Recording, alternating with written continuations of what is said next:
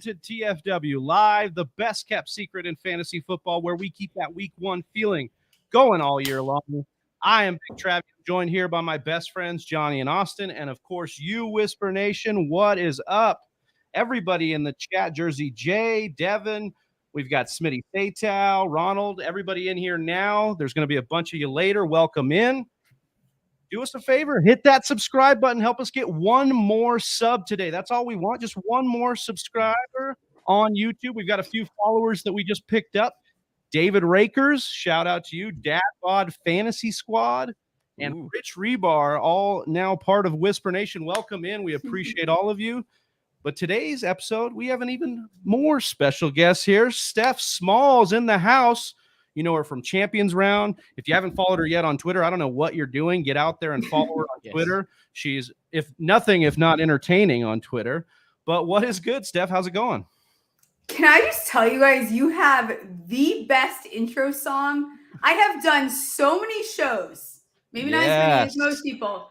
You easily, hands down, have the best intro song. That was awesome. I was vibing the entire time. So well done. I'm so excited to be here. I'm like so pumped up now. That's like totally my vibe, what I listen to all day while I work. So, well, kudos to you guys. Thanks for having me on. Dude, Johnny, got to give Johnny Game Time the shout out there. He's going to love that. Appreciate that. I really do. DJ Game Time over here. He's just spinning the beats. No, but we appreciate you being on here, Steph. We are so excited to get into, just some of your tweets, some of your takes. They're not just spicy, man. They're informative. We appreciate what you do out there. You're an inspiration to us, and we love having you on here. But we want to help Whisper Nation get to know you a little bit better here. So we've got some rapid fire questions. It's, kind of, one word answer. Just get through these here. We're going to rock through them. So you ready? Cool. Yes, got it. Okay. Do you root for your NFL team or your fantasy team more? I'm a Giants fan. That's all that needs to be said there. Enough said. What year did you start playing fantasy football? I was trying to figure it out today. I think it was about 2008 or 9. I was like sneaking on and playing with random leagues behind my parents' back. Favorite fantasy football player of all time? Adrian Peterson. Least favorite player of all time? Evan Ingram. Favorite fantasy football team name? Eddie Lacy DM me. What is what is a sound or noise that you love? Opening a high noon. Nice. Crack it open. Favorite swear word? Fuck. That's too good. Yeah. Yeah. Stop. What are the most leagues you have played in at one time? Like 34. Damn. Most exciting fantasy football moment for you? Oh gosh, winning last year without a QB at all somehow because of my team. It was insane. You grinded that one out. I like it. I like it. Which is probably luck. Favorite game day beverage? I think we already got a clue on this. Yeah, it depends what the mood is. I could do anything. Probably still high noon though. Seltzers of some sort. Versatile. Boneless or bone in?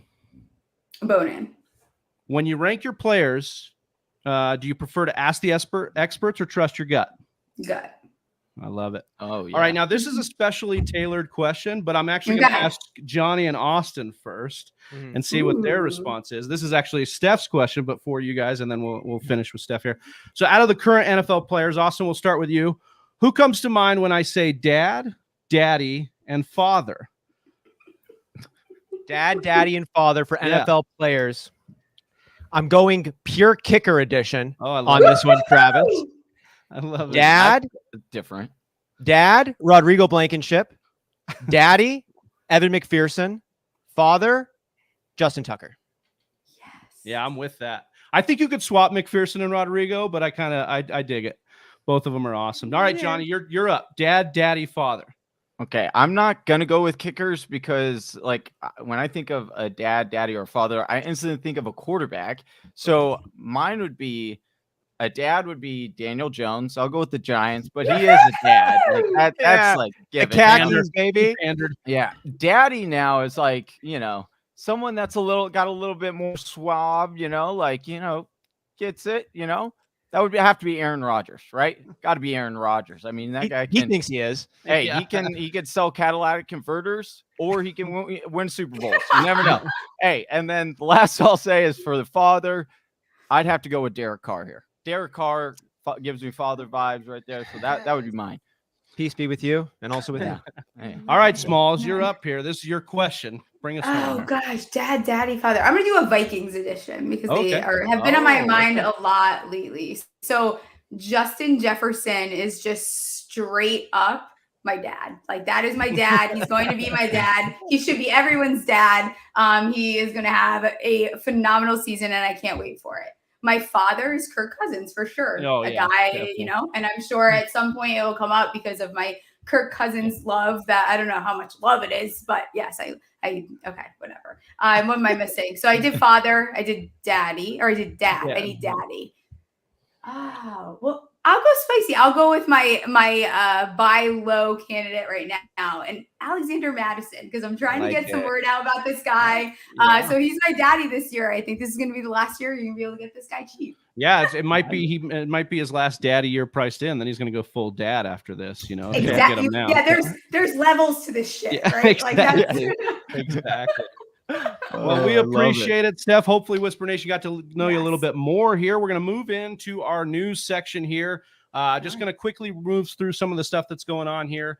Coach Andy Reid said that Mecole Hardman tweaked his hamstring in Wednesday's practice. Austin, you've had a lot of love for Mecole. Is this kind of cooling you off, or you think he'll get it right by the time the season rolls around? This cools me off right now, but it's so far away from the actual NFL season. This is just increasing Mecole Hardman's value because his ADP is going to come down from this, but that ain't going to have anything to do with his snap percentage nor the amount of go routes he's running for Patrick Mahomes next year. Let's go. Yeah, I like Mecole. We'll see how that all shakes out. I hope so, please. It's got to happen sooner or later, right? I guess it doesn't. No, it doesn't. All right. Moving on to the New Orleans Saints, Michael Thomas. Dennis Allen says that Michael Thomas is doing well in rehab, but is not ready to return to the field. Steph, I'm going to go with you here. Are you worried about Michael Thomas? They signed Jarvis Landry. They obviously paid the farm to get Chris Olave. Are you starting to worry yet about Michael Thomas? Okay, so I think there's reason to worry, actually, because this is not like, oh, we knew he was coming back at X amount. Like, by now, we should know a little bit. He's going to be back in training camp, whatever. But I like Olave now. This makes it spicy. Now we have, Jameis Winston coming back. You could make an argument for Olave to be that wide receiver one. You get a deep threat. Winston's very capable of getting the ball out. You see Winston doing very well. I'm kind of all in on Olave and Winston. If I stack them together, I think that's a spicy match right there. And it sucks because, like most of us that play Dynasty, we have a lot of Michael Thomas that's just been sitting there somewhere waiting to come back. But I will be okay if I have a little bit of Olave.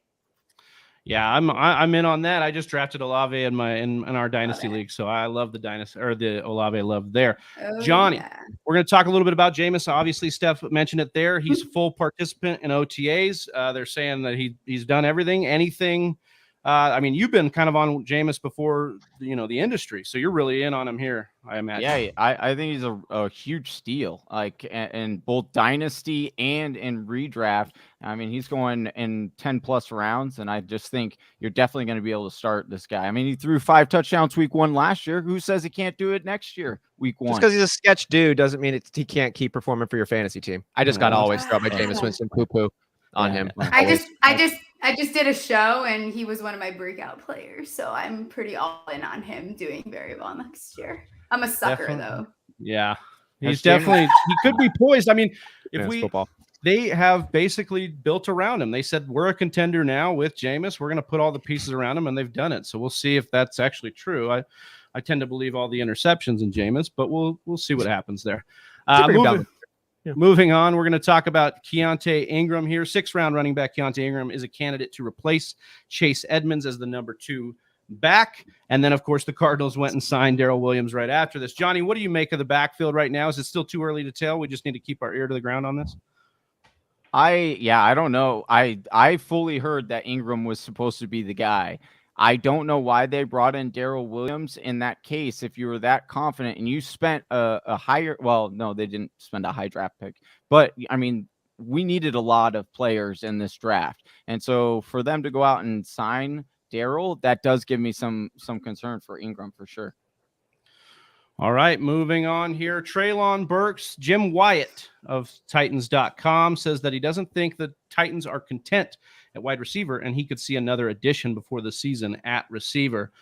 Austin, are you buying this? We've also had the reports of Treylon Burke and his asthma or allergies or whatever's going on with our guy here. What do you feel? Yeah, the answer is they shouldn't be content at wide receiver. They got a rookie who a lot of folks thought was the most talented wide receiver coming in, but we didn't, and he wasn't the first one taken, and that's now who they've got as the tip of their spear for their passing attack. This is the same team that took the #1 seed in the AFC. It is a pass-happy league, even if you have Derrick Henry back there for you. And they don't have Julio. They don't have A.J. Brown. They have Treylon Burks, and I think he's going to do really well, but it would make me nervous to have him be that tip of the spear for a contending team.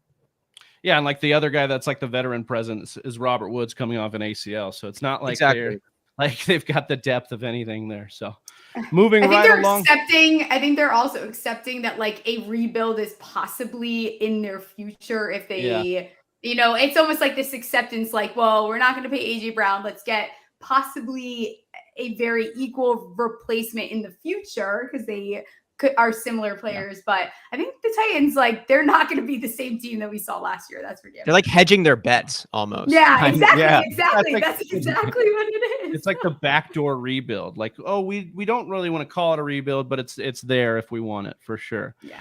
Moving on to the 49ers, Jimmy Garoppolo is the subject here. Kyle Shanahan was asked about Jimmy, and he said, I expect at some time he'll be traded, but it's not a guarantee. It went on hold because the surgery happened. And then speaking about Debo, he said that the relationship between Debo Samuel and the team can get back to normal. Steph, I'll go to you here because I think this has been a spicier situation for San Fran. Name me their starting quarterback week 1, and is Debo in that lineup? Kyle Shanahan's really annoying. Like, he is like that. Yeah.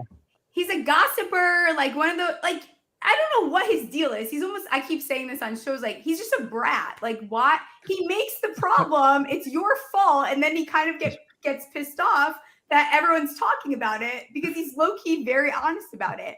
Yeah. I think by now, like, Trey Lance, this should have been solved. And I get that we're still very far away, but what is going on? Like, I don't know what's happening. It makes me nervous. Debo Samuel now, the new thing today, he's dabbing up Dak Prescott at one of the NBA games, and then here comes another narrative. But we've seen these guys move on. So San Francisco, they're a little bit in limbo where things need to start straightening out. They're a strong team, but I don't know. I could still see Jimmy ending up commit already. Like, what are you guys doing? I don't get it. Yeah, he is their largest cap hit. We've talked about the 49ers almost, I feel like, every week now in this offseason. But I liked what you said there, Steph, about him being low-key honest, Kyle Shanahan. And I think that's what I liked to see out of this report is that he finally admitted that they would have traded him if not the shoulder surgery, which we had speculated that, but he never really came out and said it. Now he said it, so I think that gives me some confidence they'll try and move off of Jimmy before the season starts and they'll get to Trey Lance. So that's and there's still, I talked about this the other day too, like on my Brown show, there's still like a significant amount of teams that do not have, like, maybe they think it's a QB1, but it's definitely not a QB1. So I think there will be room. We're going to hit end of June and a random report, everyone's going to get the notification that X, Y, and Z has moved on. So I think that Lance is probably the move, but what does that mean for San Francisco? We shall see. Speaking of moving on, it looks like Jersey J hasn't moved on. He's saying continuously that he's your ex, but he's big on Barkley. Are you? But before we get to that question, got to hit him with a Whisper Nation. Woo! Oh, that's fun. Woo! Yeah, that's fun. But big on Barkley. We're obviously going to jump into the Giants here, but I wanted to give Jersey J the spot there. Love it. Yeah. Do you want? Oh, I was asking if you were big on Barkley or not. I didn't know if you wanted to keep going because I don't want it. I won't make it short and sweet. The New York Giants are, again, a team. Even last year, I said that the only guys I thought were worth drafting were Sterling Shepard and Daniel Jones. Going into this year, what everyone has decided is somehow they're not playing football next year because their ADPs are ridiculous. To the point where, like, I would have told you, wait, do not take that player where Saquon is going off the board, RB 16. Kadarius Toney is wide receiver 46. Kenny Galladay is wide receiver 56, 50, somewhere in the 50s area. Wan'Dale Robinson is 93. Like, Sterling Shepard's coming off an Achilles tear. This is not a casual. And then you can get the tight ends off waivers. They're not going drafted. Like, and Daniel Jones is going as QB 26. So what is everyone's hot plan? Because someone has to hit. That's just scientifically, mathematically, I don't know what you want to call, analytically. Read a book. Come on. Like, someone has to hit. So it comes down to, where are you comfortable taking these guys? Like, I just got Saquon in a league in the 6th round. That is absurd. The O-line has gotten better. They have eliminated the coaching staff. And quite frankly, you don't have Fromm under center. You don't have Glennon under, like, that was an issue right there. Yeah. So I think that, the wide receiver room is probably harder to navigate. I don't think it's very confusing what's going on at the slot position. Sterling is hurt. Sterling had to take a pay cut to even get a contract, right? Wan'Dale is his replacement. Done. Don't overthink it. It's not a big deal. Could it be Kenny? Yeah. Am I going to give Kenny the benefit of the doubt? Absolutely not. So for me, Kadarius Toney is definitely the guy that I'm targeting. But if we're in the 16th round and Kenny Galladay is sitting there, come on. But Saquon, I'm still in on him. I'm not going to forget. Are we going to see Saquon of his rookie year? Probably not. I don't think that's coming back. But I mean, like, it's ridiculous now. Oh, it's getting out of control. Now you're being rude. And every fear you have of Saquon is baked in at that ADP. We have never gotten Saquon this cheap, and I think we should be pouncing on it extremely this year. All right, so moving through, we teased our New York Giants stuff here, but we'll get more into that in depth later. But moving right along here, we are going to talk about Curtis Samuel, who's participating in off-season workouts and said, I feel good. I feel fast. I hope you do. You play in the NFL. Austin, how are we on Curtis Samuel? I remember how much you liked this Curtis Samuel signing last year when he came over from Carolina to rejoin Ron Rivera. Are we kind of post-hype sleeper-ish? Curtis Samuel was dealing with a tissue issue in his groin all last season. He never really had a chance to show what he was about like he did in Carolina, where he was a often utilized weapon. He could play on the outside. He could play running back. He was doing Deebo Samuel before it was cool. Now, he was not doing it nearly as effectively, but Curtis Samuel's got real chops to him, and he's still young. We still really don't know what his ceiling is about. And I like that the Washington Commandos went out and got him. They said, this is our dude. We want him there. I think that him and Terry could work really well together. And I just think that Curtis Samuel is more talented than we remember. And I'm excited to see what he's about if he can be healthy. Wish him all the best. The problem is, real quick, I know it's this quick news, but like the problem is they already have a wide receiver playing running back. His name is Antonio Gibson, and they don't give him the ball enough. So that's why. Well, I will say that I think I'm a little bit more confident, and not a lot. I know Carson Wentz, it's fun to dunk on Carson Wentz, but he has consistently liked deep threats. Torrey Smith is a guy that he looked at a lot, and then even in brief stints with Deshaun Jackson. So I think that Curtis Samuel is somebody to keep an eye on. If we're asking, Jahan Dotson or some secondary weapon, I actually think Curtis Samuel is an interesting one, and he's obviously cheaper than I think the he's other guys. safest as ADP too, because there's a lot of question marks there. Like, he's a safer option, and Curtis Samuel's good. Like, I was pissed when they got him because I wanted the Giants to get him. So you said ADP, you mean off the waiver? That's small. The Giants right. can't have all the injured good wide receivers, right? That's not. They can't I have them know all. we have we basically have one wide receiver and like half a leg. Like, that is what our receiver room is. Like, Combined, they have half a leg. Yeah, you put them all together and like in one body, you have Wan'Dale Robinson, a leg and an arm. Like, that is what it is. Yeah. So we want Galladay's height. We want Tony's legs. Yeah. You want Shepard's hands. Shepard's Can we hands. make one? Yeah. Yeah. Dr. Frankenstein, a wide receiver together. All right, well, we'll move to the Dallas Cowboys, and in Big D, there's a huge breaking news here that CeeDee Lamb said he grew half an inch and added 10 pounds of muscle during the offseason. Steph, get back from space? As small as I know that you're a huge fan of short kings, so I actually want to know if this actually moves down CeeDee Lamb in your rankings because he grew half an inch here. All I know is CeeDee Lamb is getting a text right now as we're on this show. You need to pee in a cup tomorrow. Like, like, do not come out. What are you doing? Like, do not come out and say that. Which, like, yes, honestly, maybe he did. Males do grow very differently than females, where our stuff gets cut off very early. But like, what are you doing? Like, are you trying to convince Jerry Jones that he needs to whisper in someone's ear that you like, just shut your mouth a little bit, because they're gonna have you pee in a cup soon. I don't know. I keep drafting CeeDee Lamb, and I kind of hate that I keep doing it, but I think he's on the fringe for me where I could consider him more of a breakout guy just with the scenario there. I almost worry more about Dak, because he relied very heavily on Amari, and he relies very heavily on Zeke. His numbers are better when Zeke is heavily involved and when Amari is on the field. You have Amari gone. You have Gallup, who is usually his like binky when Amari is not there. You don't have your binky for the beginning because he's hurt. And then you have Zeke, who is, obviously he's not the Zeke that we've seen for years. So I worry about Dak and how he adjusts. So does it take Dak a little bit of time? But CeeDee is going to be their guy. He has to be their guy if they're going to keep up with, the Cowboys and whatever that means for the Cowboys. If we look at all the metrics for CeeDee Lamb, they're all great, except for the fact that he's never really hit the target market share we want to see. Like, he's never gotten to like 20%. But they have so many, I know you're going to love this, they have so many vacated targets there that he's going to have to like actually go do it. And even not just Amari Cooper, but Wilson and Gallup, who, Gallup's probably going to start on the pup. So we're going to have a situation where CeeDee Lamb is going to be force-fed. But, I'll kick it over to this other piece of news. And, Johnny, I wanted to get your take on this because James Washington now in a walking boot.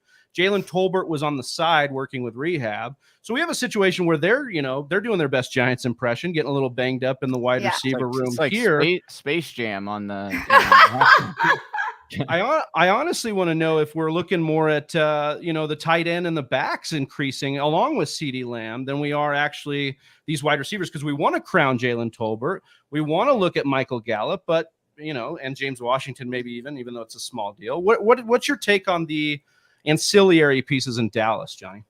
I think if it were a lot closer to the season, I would be way more concerned. Like if this were like, oh, hey, training camp was like happening next week and James Washington's still in a walking boot, you have like hamstring, like I would be concerned then and there is still like some rumors that they could go more 11 personnel, which would be a little interesting and would help relieve honestly a little bit of pressure off of Dak. So I could definitely see them maybe a little bit more adding that to their playbook than they've added in past years.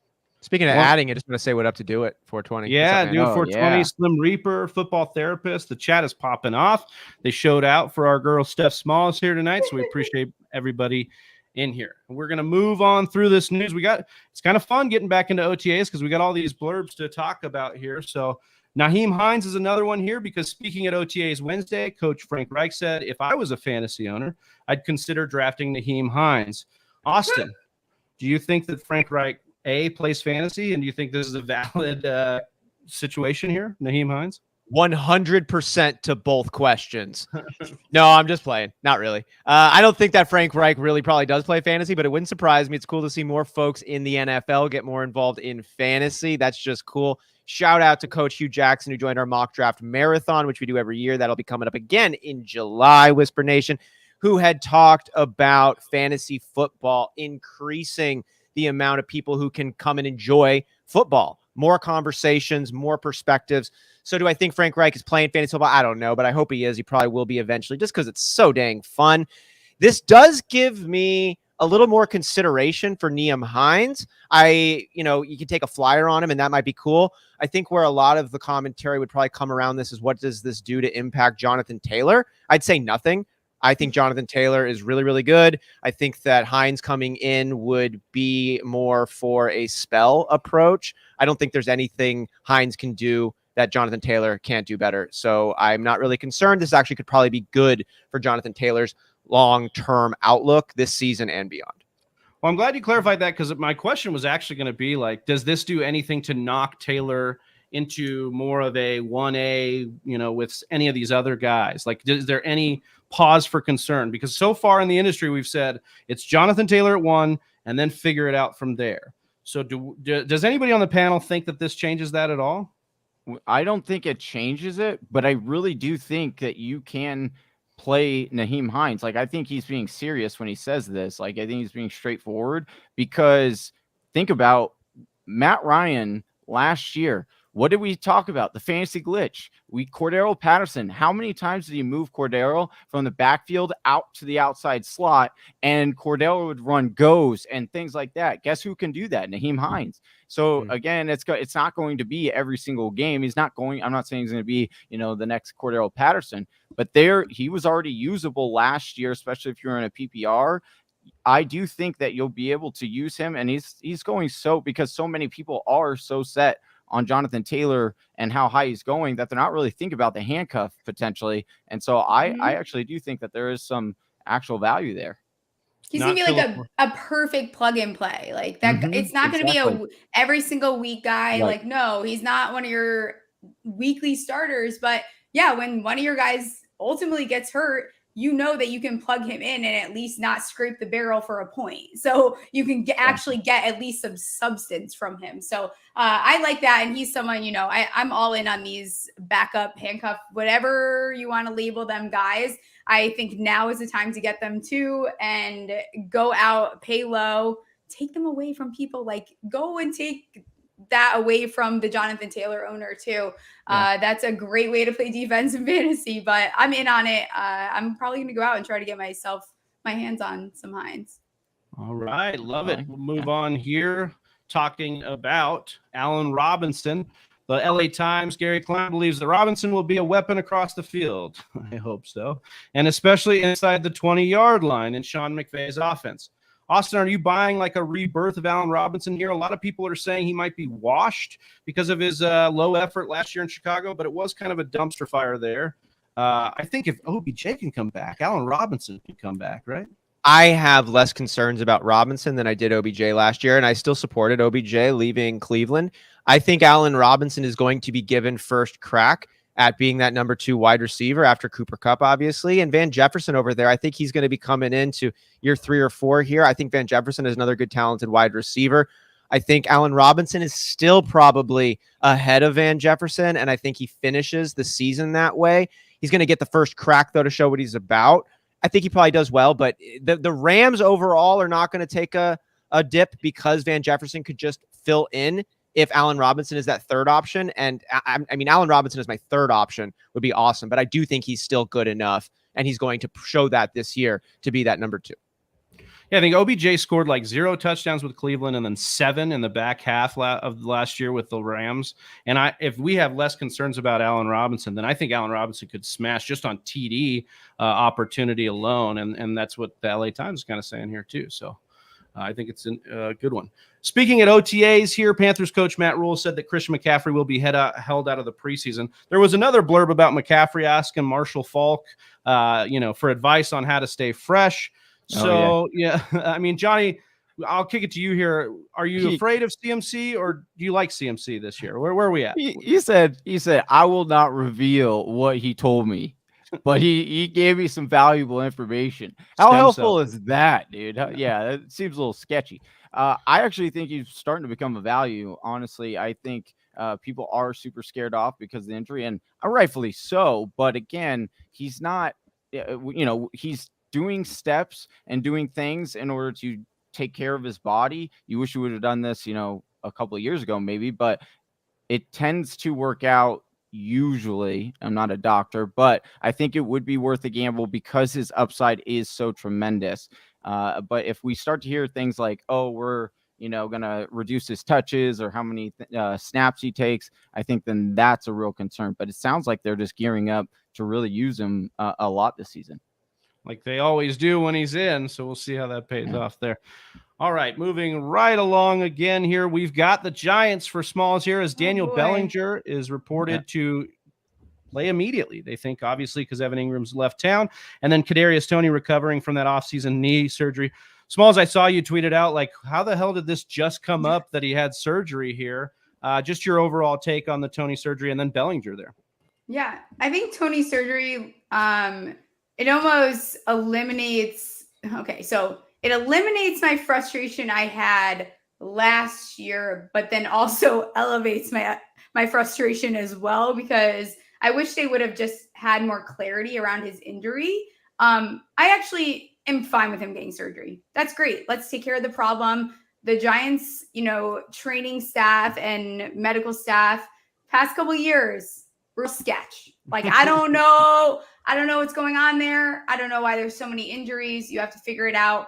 Toney's also a guy. Like, one of the concerns I had, he was a more injured guy coming out of college.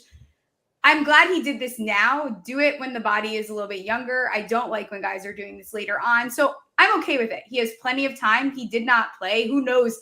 I mean, he could have done this 2 months ago. How would we have known? Maybe that's why he didn't show up to this practice and that meeting and whatever it was. So I'm okay with it. I am going to still put my trust in that Toney is going to be the guy, and just ignore all the crap. He's not getting traded. I don't know. No, everyone missed the one interview where they asked Shane for the 1700th time, "Are you guys shopping Toney?"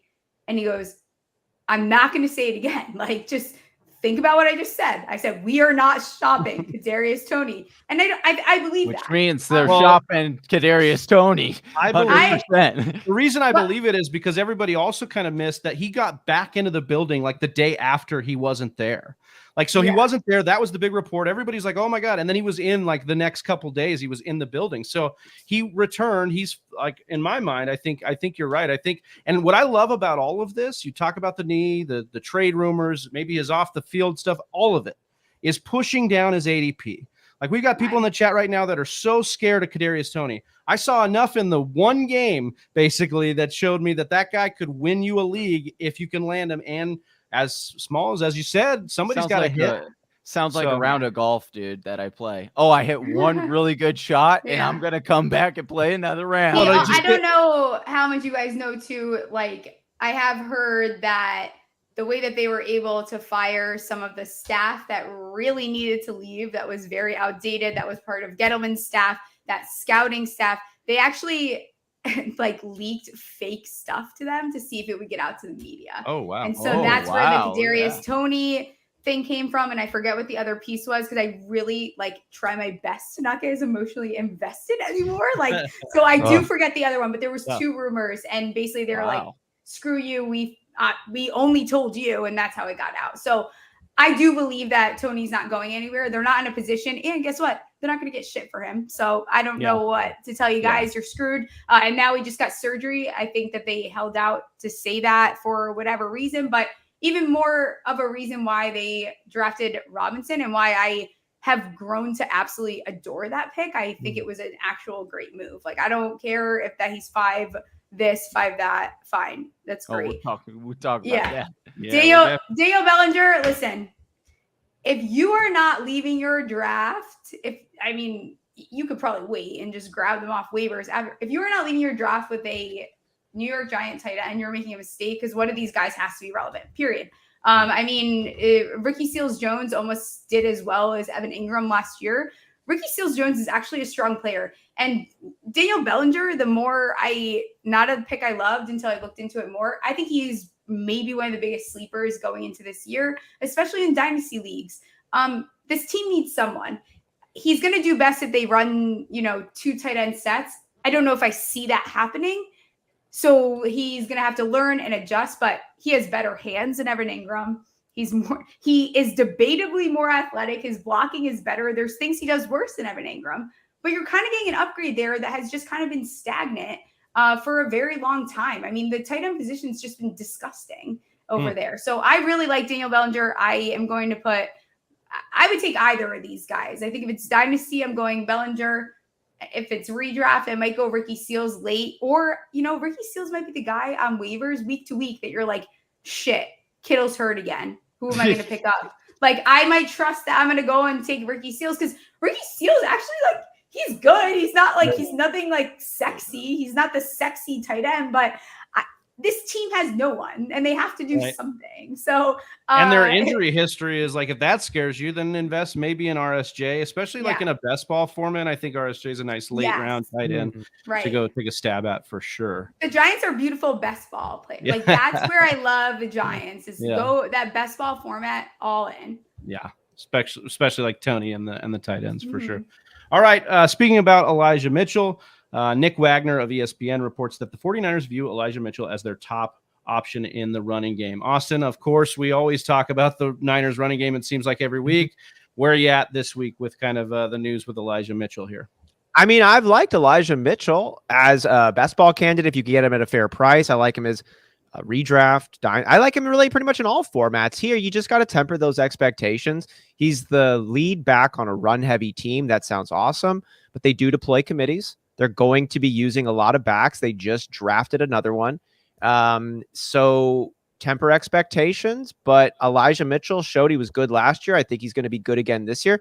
But keep in mind, as good as he was last year, he still didn't break 1,000 yards on the ground overall. So they do diversify their touches, and I expect that to continue.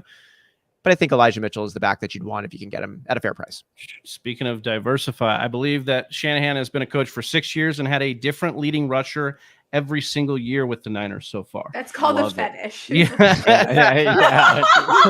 You said he was a brat. That's a whole other thing going on over there. So I don't know what's going on in San Francisco.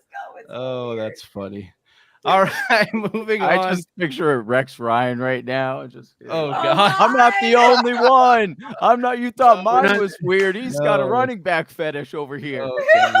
Why is it ESPN talking about that? And we have officially gone off the rails. I'm sorry, that's what happens when I'm here. It's okay. We're going to talk. Speaking of off the rails, we might be seeing that situation here in New England.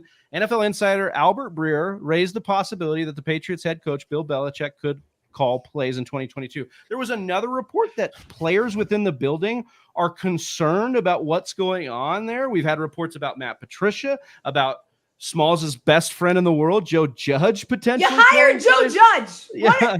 Why are we surprised? What are you doing? I think that, like, Bill is he's just hiring people that can just stand there and just have a title. It's like, Joe Judge, the QB sneak, no one should have just... You brought him on to be and now they're saying he's the QB coach. Oh, because that worked out really good for Daniel Jones. Like, he did an A+ job. You know, the Giants have a history of bodying Belichick and the Patriots. Maybe this is just another installment of that. They've inserted Joe Judge to kind of be like a spy to topple from the inside. I honestly wonder if this is mostly noise. We've been ripping them apart for their draft. We've been telling them, oh, Bill Belichick calling plays. How horrible would that be? I mean, it's Bill fucking Belichick, though. Right. Like, this dude is a football savant. So maybe he runs it more than we want or whatever, but maybe we have a situation. I'd be interested to look at the times McDaniel left to go coach the Broncos and look at what the offense looked like in that time. I think that's something you could look at there. But again, I mean, Austin, you want to add anything here on the Patriots? Only one thing. Bill Belichick's got a bit of pressure this season. Yeah, I mean, he definitely feels like it's like definitely more under scrutiny than it's ever been. And obviously, when you remove Tom Brady, that's going to happen. But some of these moves, you're kind of like, what the heck? Well, I get the rebuild. I get the reset. Mac Jones is now, you got your guy. He's now a full year developed into the system. You've had multiple years now to go out and acquire the skill positions you desire. You've had more than enough time to overcome the COVID impacts. Now is the time to win a playoff game. Or don't. And that would be 3 consecutive years now without winning a playoff game, 3 consecutive years without Tom Brady. The man has a sub 500 record without Tom Brady. There's a little bit of pressure on Bill Belichick coming in this season. Yeah, I would agree with that.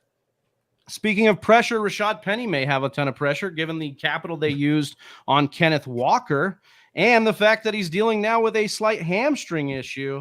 So I'll kick it to you, Johnny, to close us out here on the news. Is this Rashad Penny news? I mean, it seems heartbreaking, honestly. But how do you feel about it with where he's going, with what's going on with Walker and Penny here? Honestly, this is good because he's resting it, which means he can't get it worse, which is good. Just stay away from anything like sharp Good that or he's pointy. hurt, so he Yeah, can't get more hurt. Put him in a bubble. Exactly. Put him in a bubble until Bubble Sunday. boy. Yeah, until Sunday. Underrated movie. And then yes, let's go. Yes, true. All right. Yeah. I mean, it's for me. I just with Penny, I wanted to be in on him this year as like the last ditch effort. But if it continues to be this story, I mean, Walker's going to be the. I can't. the We've guy, seen yeah. this story before. I'm not doing it. I'm Yeah. done. Like I tried, and then I'm good. Between that and being on the Seahawks, I'm good. Yeah. All right. Well, we basically had a whole show on the news, but we're going to try and get into some of Steph, your work here on Twitter, which is, how we found you. We're watching you for years here. And we're going to start with a recent first round of your rookie draft.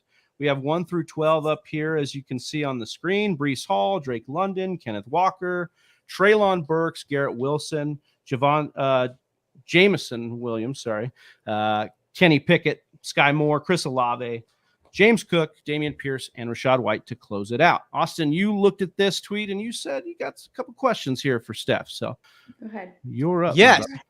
The question was actually, Travis, you fill that one in for me? Yeah. So yeah. So we wanted to ask basically which player has the highest ceiling out of this 1 through 12 spot here for you. So we'll start with that. Let's see. Highest ceiling. You know who I really, really like? And we're, every year we get a bust and it's going to happen. First of all, I think the Pickett at 107 is very bold. I apologize to whoever is watching and that was your pick. It was like, I couldn't believe Olave was sitting there waiting for me. I really like Jameson Williams in Dynasty. I think that, yes, you're probably not going to see him until week 4, but what the Lions are building and they're putting themselves into a position where they gave up none of their next year draft picks. They could have a nice run this year. They could win a decent amount of games. They have solidified their O-line. They're in a good spot. And then next year, if they decide, we really want that quarterback, they can go and get that quarterback and it won't even matter. Like they still have the draft capital to continue to add depth to their. I love Jameson Williams. He would have been I think he would have been in the conversation at 2 for the Lions had he not been hurt. And that they were able to still get him. I really like Jameson Williams. I think he also complements this offense beautifully. Is it going to happen the first year? I don't know. I mean, maybe it's week 7 and you're like, holy crap, we definitely should have drafted this guy. I think a few of these guys definitely, there were some good landing spots, like even Pickens. Like I like that landing. I like when wide receivers go to the Steelers usually. And I don't know. So there's a few guys on there. Drake London, I don't like when guys get hyped up a lot. And Drake London got that hype too quick. And I'm like, I loved him. And then you're all talking about him. You got to shut up because now you're ruining it for me. Like now I don't want him. Now you're freaking me out. Good. Olave's another one. They're saving you. Is there anybody not on the list here of 1 through 12 that you think maybe could have been or deserved to be, or who's the honorable mention right outside of the first round? This is one that even Pierce was in. So this must have been. So this is May 12th. Okay. Who is left there? Honorable mention. This is number 33 of number 34. Yeah, guys. I don't know what wide receiver. There's a wide receiver. Well, you did mention Pickens, right? So like Pickens is another one. Yes. Yep. I think Dotson's one to keep an eye on given the situation as well. How do you feel about Christian Watson? Is he not on there? Oh, he's not, huh? I like him. Here's my problem. I've been using the word brat a lot. Like Aaron Rodgers is a brat. Kyle Shanahan's a brat. Like they are bratty humans. That Aaron Rodgers is my daddy. He's a brat. Aaron Rodgers is my daddy. Okay. He's a brat. He's a daddy for sure. Lately, he's falling off a little bit. He needs to take a couple more showers and like get together. But he doesn't like rookie wide receivers. And I do not care what you say. He just doesn't. This is how Jordy Nelson got his claim to fame. This is how Devontae Adams. I don't know that Christian Watson, as raw as he is, not that I don't love him. I adore him. I fell in love with him at the Senior Bowl. I think he's great. It's a big transition to walk up and be a wide receiver 1 for that team and to expect Aaron Rodgers, who once he gets seduced by one set of eyes, like the ball is going there always. And I mean, they can win without him. They are 7-0 without Devontae Adams. It's okay. Like they will be fine. 31.5 points without Devontae Adams. I think this is going to be a committee wide receiver. It's going to be a different feel than we're used to. Does Aaron Jones almost get a little bit of a boost because he starts picking up a little bit more work? What about Amari Rodgers? Who says that Amari Rodgers can't come out and start doing something? We've never seen Lazard. No one's had the best opportunity. shape of his life, they said. Yeah, so. I mean, like, no, we don't know because no one gets the opportunity because Aaron Rodgers to Adams, Aaron Rodgers to Adams. You don't know what they're able to do yet. I think Watson makes sense, and I think he will be involved. But like, we're talking about breaking years of history. I just don't know. I like Watson. I've been drafting him. I'm not taking him in the first round, though. For me, it's not. I'm not doing it. I'm not taking the risk. I don't know. Yeah, I'm with that. I mean, I also I think he does have a huge ceiling here, but I think you're right. Like, just the idea of like having to work to gain the trust there is a big factor. And I've still been on, like, as a Packers fan, I've still been on the idea that they're going to go more run heavy than we actually think that they are this year to try and win ball games. And it's not like they don't have tight ends, right? Like, they do. Like, it's okay. Onion I like as a bounce back too. I think Onion's huge value this year. This is a tight end room no one's talking about, and I just finished my Packers preview. But I mean, like, even he was very much like any of these guys could be the wide receiver one. They're going to have a true competition at camp. And at the end of the day, it might come down to who Rodgers ends up trusting the most. And how are we supposed to figure that? No one can figure Aaron Rodgers out. I mean, this guy is ridiculous. But it could be Lazard. I just don't know if Lazard fits that full wide receiver one role. And so we'll see. It's an interesting. That's one of the more polarizing situations from this offseason. It's like the back-to-back MVP, one of the best quarterbacks of all time, now has no proven receivers. Right. But then he can make them something because he's always kind of done that, yeah. I mean, again, I'll point to James Jones coming off the street and being a fantasy relevant wide receiver for this offense. The last thing I'll say is Lazard does profile to be maybe the X, that intermediate short route, like as Devontae. But we're asking him to be Devontae, and Devontae was the smoothest route runner we've seen maybe since Jerry Rice. And like, he's not going to just be able to release like that off the bat. So I think it's really tough to kind of say I have my eyes on Amari Rodgers. I think do not cross him out quite yet. I have my eyes on him. I think that he didn't quite get an opportunity. He was a rookie. I think Christian Watson, just with how raw he is, that's it. Like, he has all the talent in the world, but he feels very like, when I just envision next year, and my gut tells me he's just going to be that guy that makes like a couple massive plays that we're like, oh my God, cool. We're watching on YouTube again. But I don't know that he's going to be in our fantasy football conversation next year. Not that he can't be. All right. Well, we'll move on to the next subject here, which is we had David Mendelsohn. Not to throw David Mendelsohn. I love David. I feel bad. I love him, but I just do think this is funny. It's like, why can't Ronald Jones be this year's James Conner? Small says because Ronald Jones is not James Conner. I mean, that's just like statistically facts. That's true. Like, yeah. But Johnny, you wanted to press Steph here just a little bit on Ronald Jones here. Kansas City backfield is what we're going to be looking at here. Yeah. Kind of, you've claimed, Johnny, he's been Jones is a big value this year. I also like Rojo, but I don't think that he is in the conversation with James Conner. I'm also a massive James Conner truther till I die. Like, I need a James Conner tattoo on my body, but go ahead.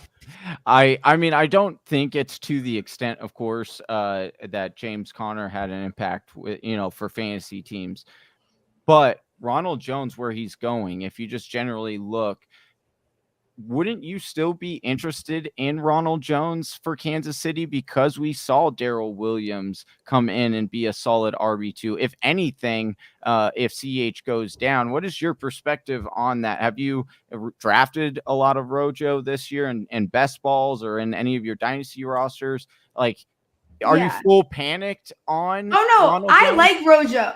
I like Rojo. I like OJ Howard. Like, those are guys I like and talents I like, but just like the tweet itself is just like, James Conner to me has always felt like an RB1. And I think that there was reasons to why he did not get there.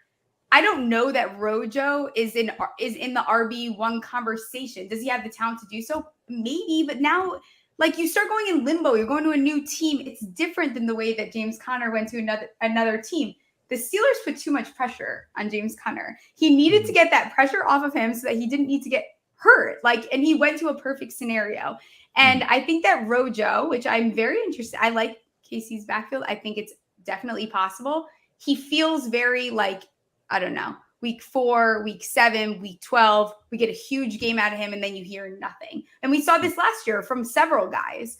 I'm going to draft him at his ADP. I like Rojo. But is he an RB1? No. Did you see the comment Rashad White made about Rojo? Did you see that one? And when he was like, don't compare me to a guy, I'm paraphrasing and I'm pulling only 70% of this. It's from memory, but it was like, don't compare me to a guy who doesn't take this as seriously as I do. Something that was pointing to their dedication to the craft, not just it was real insider talk to me. And that was very weird. Illuminated something. So I'm kind of with you. James Conner does give me RB1 vibes. He overcomes cancer. He kicks ass in replacement for Le'Veon Bell.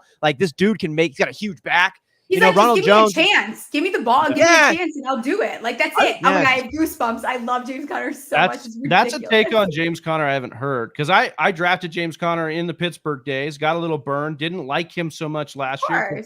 Chase Edmonds. I was a Chase Edmonds guy, but I love you talking about bringing the pressure off of him. He went to Pitt. He was a hometown guy. He was a guy that they wanted to make happen, and it couldn't happen. Right. Remember, he replaced Le'Veon Bell, made them okay with getting rid of Le'Veon Bell.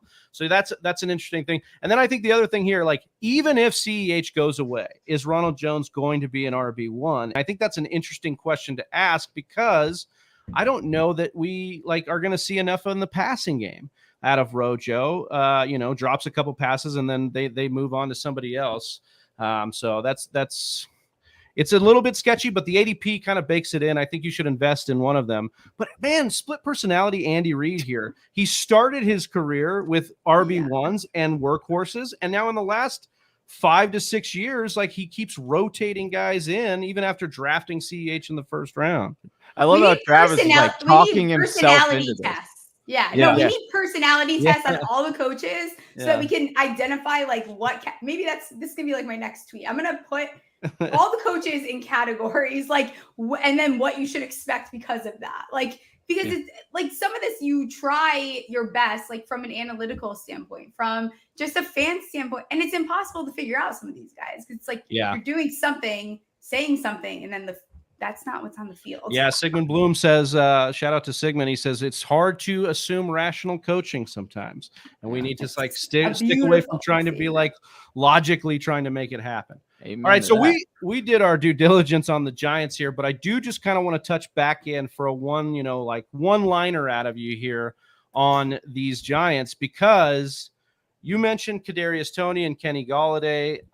If you had to sum up what's going on with the ADP, which you kind of did earlier, saying they're basically not playing football. I mean, Brian Dable came over here, Smalls, and he was the reason Josh Allen is who Josh Allen is now. I mean, his actual dad. Yeah, his actual dad. So where are we at? I mean, how you have to have guarded optimism, I'm sure, but where are you at with that optimism on your Giants? I think it's ridiculous I think that everyone is very hurt by the Giants. Everyone had very high expectations because they were seduced the same way that we were by Joe Judge, whether you want to pretend you thought he was a clown or not. They did you thought coming off of that year, once they beat the Seahawks, his first year, everyone was like, we're all in. This team is going to be the next team. They're staying in games. I think to expect that none of these players are going to have any real fantasy relevance, it's just crap. I mean, they obviously they put an investment in the O-line, and that has been one of the biggest issues. Daniel Jones has not played behind he has played behind clowns. They wouldn't even be number 2 guys on other teams. And you've seen them go to other teams. God bless you, Cardinals. Enjoy Will Hernandez and his T-Rex arms and whatever is going to happen. They don't start anywhere else. Cam Fleming got cut the next time he went to a team. These are not starters in the NFL that this team has been playing with. Nate Solder the guy was on the ground on his face half the time. So a lot of it comes down to Daniel. And I think that Daniel has the ability. One of his best attributes is that he has a good deep ball. So throw the freaking deep ball. That's why you brought Kenny Golladay on. That made sense. You have a great contested catch, big-bodied wide receiver. Do it. Let's make the connection work. So I think wide receiver 47 and wide receiver 58, like, give me a freaking break. I actually wanted to look. I was going to do a tweet later about the guys that are around them. Like, you are taking teams like wide receiver 4s over you're taking Kenny Golladay. I'd love to see the wide receiver for, like, what teams are we taking wide receiver 4s on over these guys? Absolutely. And you're right. I think people are burned. I mean, you could go back even to Eli. When I feel like I've been saying every offseason since Eli retired that, hey, the Giants are sneaky loaded on offense. The Giants are, like, sneaky good on offense. Like, they've got weapons, and they just haven't panned out, whether injury, the offensive line, all the things you said. But I'm with you. I think it's a good idea to be investing, especially at these prices for the Giants. And the late round, like, it doesn't cost you anything. Right. So it's no big deal. You're not going to hurt your own feelings. Like, you'll be fine. You can just get rid of them. Like, it's not the end of the world. It's round 15. The next guy's not going to work out. But one of these guys, not even one, I think at least 3 of these guys, if you include the tight ends, I'll say 4, are going to surpass their ADP, and they're going to surpass it significantly. And guess what? The Giants are still going to suck. Like, I'm not saying the Giants are going to be good. I'm just saying that these can still be relevant fantasy players while the Giants actually start their rebuild. I love it. All right, we're going to move on to your kind of caping up of Kirk Cousins that you've been doing here a little bit. I don't think it's that dramatic, but I do believe I wanted to put it out here because I know that Kirk Cousins kind of gets a little bit of a bad rap. Smalls, you said hating on Kirk Cousins while having a generic Walmart brand QB1 on your team is the most sus behavior, or whatever the kids say. First of all, isn't Kirk Cousins kind of like a Walmart brand, like QB? Hey, I won't lie. I was gonna put that in the graphic, but then I was like, maybe Walmart would probably flag Kirk that. Cousins is just the guy that uses coupons at Walmart. Oh, but that does not make him. Okay. That doesn't make him. Oh, okay. So he's not sexy. There's nothing sexy about a guy that wears double the rib cage pat. Like, we don't like guys like this. We don't like. Dude, he's not a bad. He's actually if you want consistency, you want Kirk Cousins. Like, you want basically the same shit every year. Fine, here you go. And that was under Mike Zimmer, who was like having Kirk handcuffed to dump offs to Dalvin. Mm-hmm. Like, QB11, QB 18, QB 13, QB 6, QB 5, QB 8. One of my hot takes for next year: Kirk Cousins will be at least a top 10 quarterback. You unleash Justin Jefferson, who will end up probably being the wide receiver 1.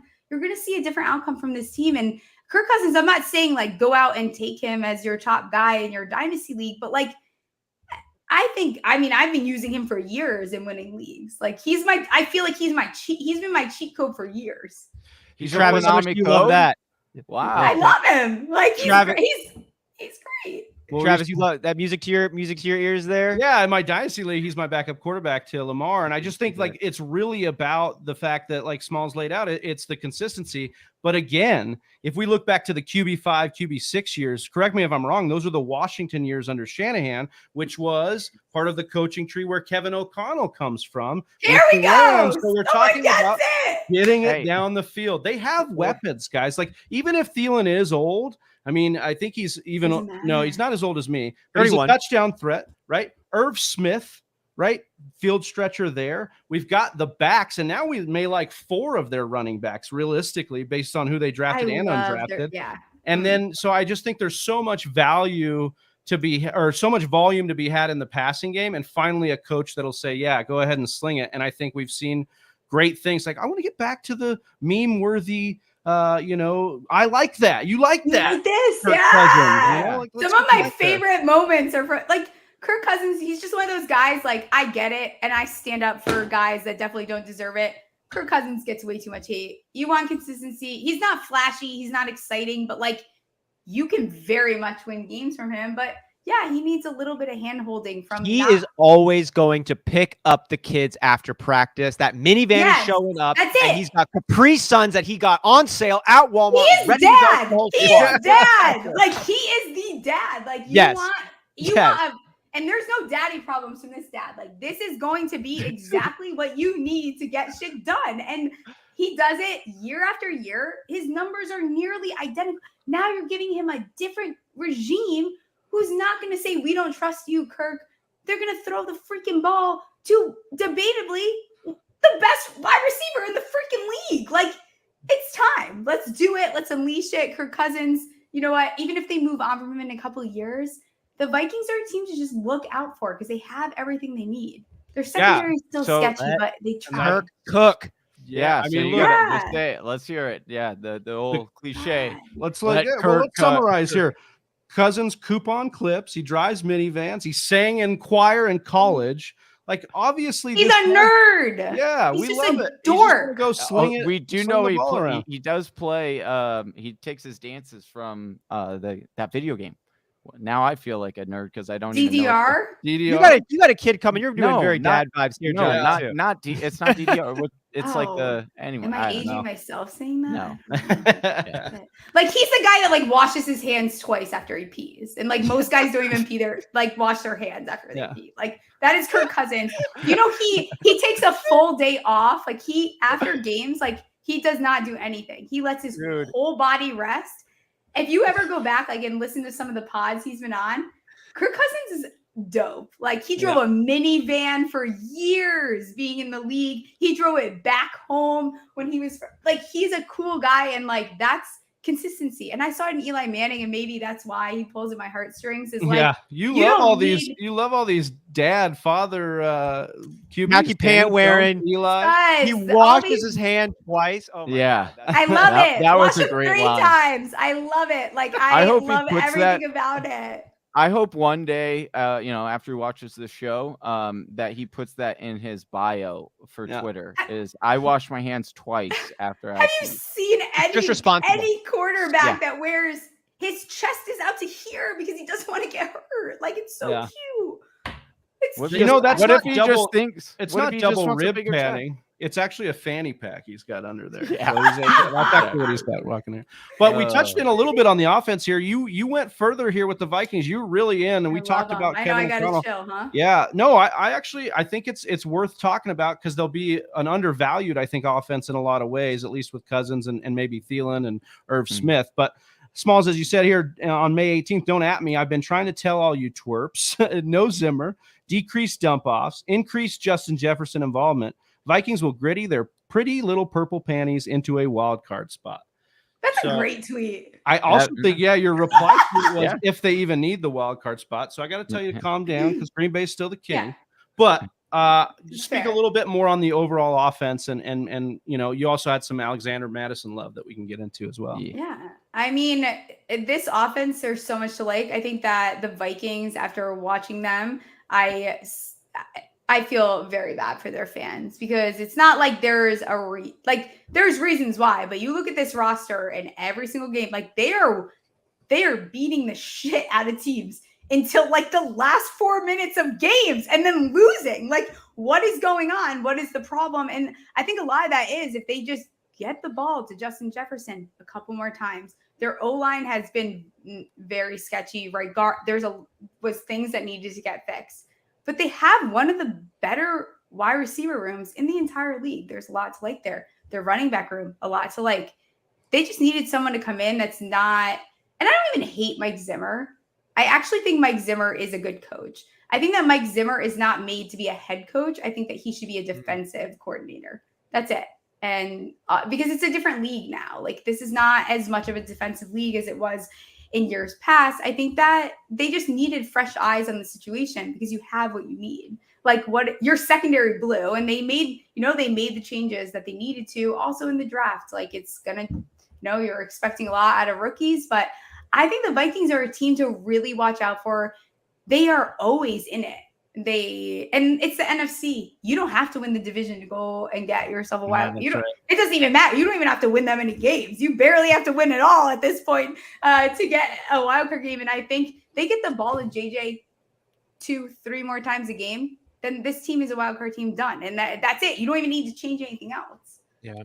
Yeah, I mean, just the big playability of Justin Jefferson could go off the chains. Like, he could have the Jamar Chase eye-popping numbers very easily, I think.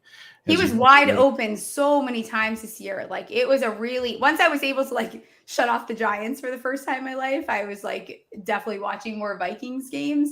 And it was frustrating to watch because you just see Jefferson wide open. And it's like, oh, let's use our fullback because it's the 1800s, or let's dump off to Dalvin Cook for like the 400th time. Like Dalvin Cook had to have had.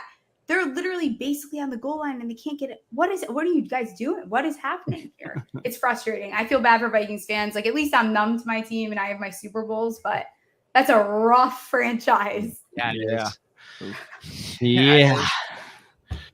Well, I could smear the Vikings a little bit more, but I'm not going to do it. So we're going to move on here. We're going to talk a little bit about some RB ageism out there. As Small says here on May 12th, guys are always like age is just a number until you start talking about dynasty running backs. I literally laughed out loud this when I was such a great tweet. So good. I could just imagine the meme of the guy trying to tell that girl, trying to Dave. talk over that girl, whatever it is, like, hey, no, listen, age is just a number.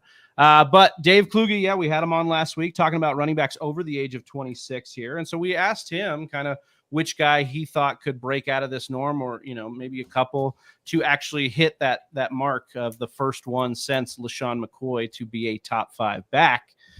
How are you feeling about this group of guys over 26 here, Smalls? It's rough. I felt better about this group last year, obviously, because we're worried about age.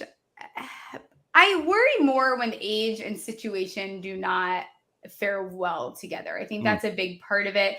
But I think some of these guys are also falling way too low. And even as the biggest Ezekiel Elliott hater, I am a big Tony P fan. Like he's falling just too low. Dalvin Cook,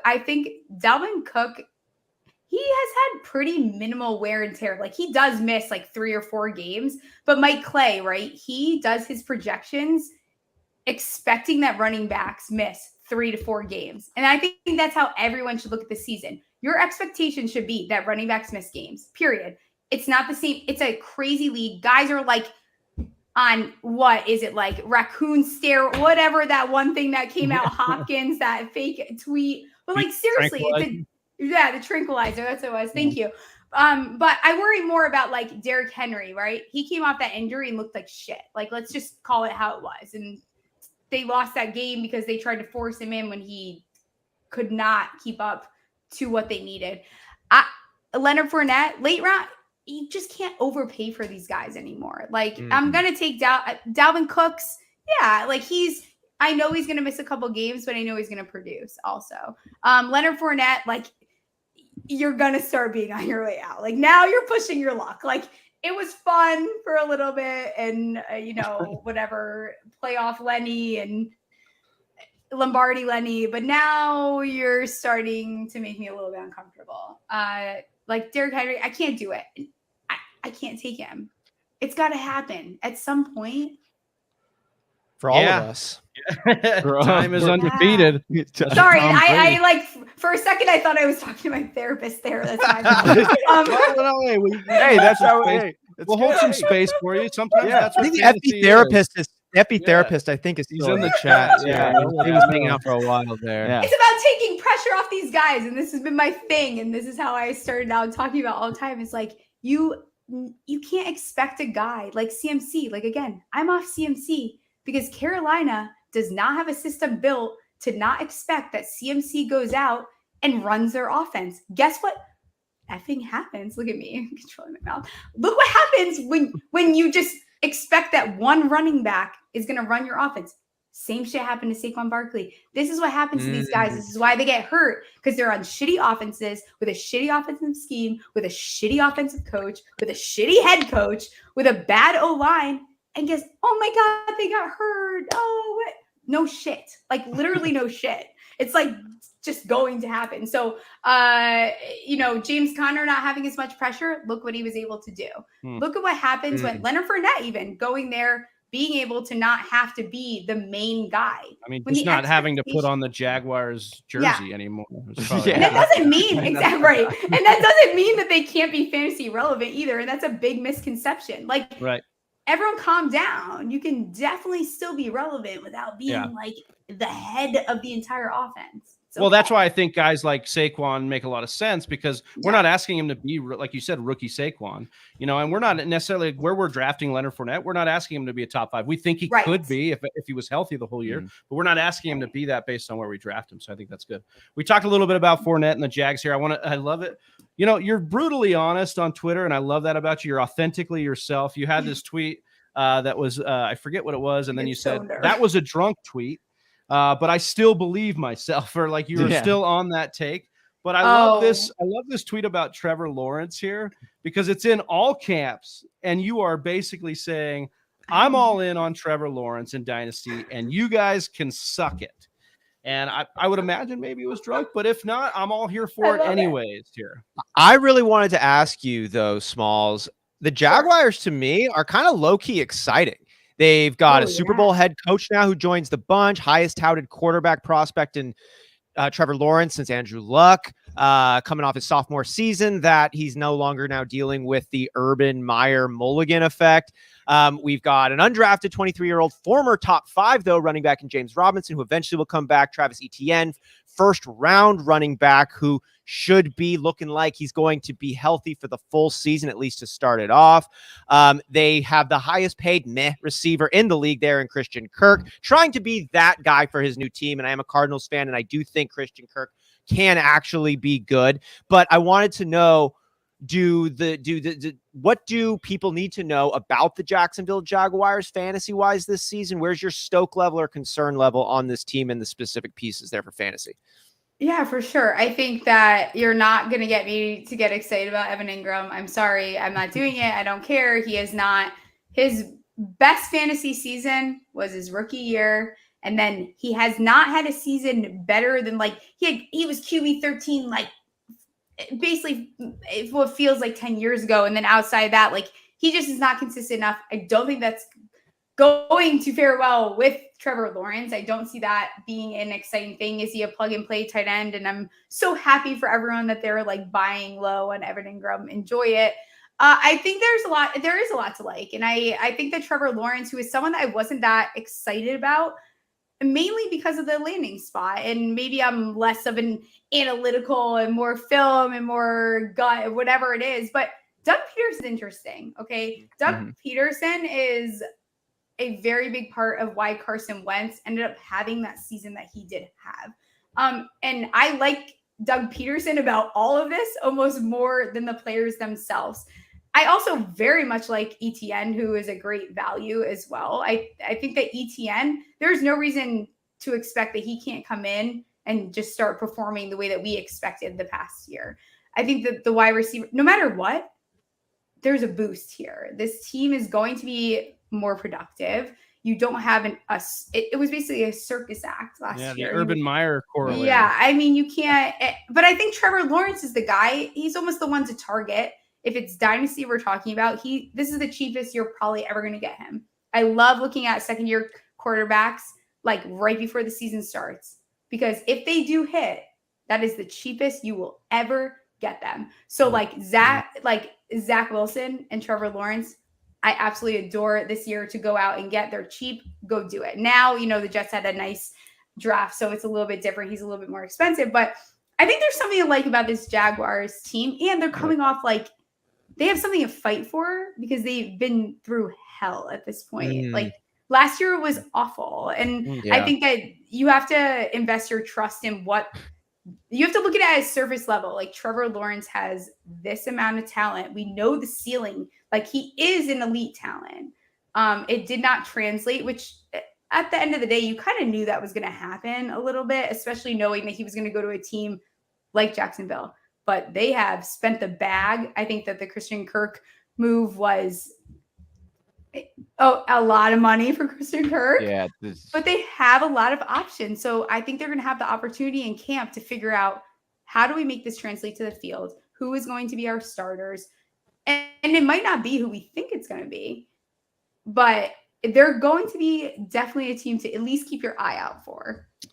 Yeah, I'm with it. I'll buy into some of the value that's there. I think Christian Kirk, I know we want to dunk on him, but I think he could have some value too, because Trevor Lawrence in college did target the middle and intermediate areas of the field. And I think he could actually, if he stays healthy, could be pretty good for them. So for sure. Austin, did you have some?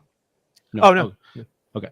All right. Well, we kind of got you a little bit past when we said we'd do it with you, but we appreciate you being on here, Smalls.